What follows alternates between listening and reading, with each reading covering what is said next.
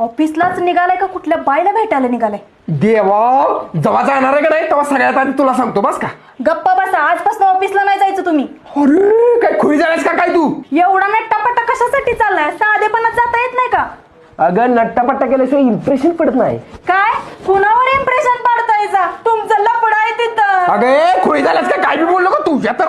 मारा मारा त्या बाईसाठी, आता मला मारा. अगं कोण बाई नाही कोण बाई, पाडबांधारे करतात कामाला आहे मी.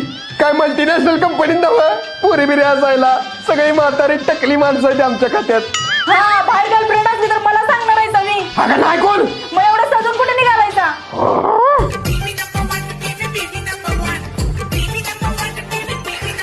दाजी काय बघा दाजी खूप आलीत काय?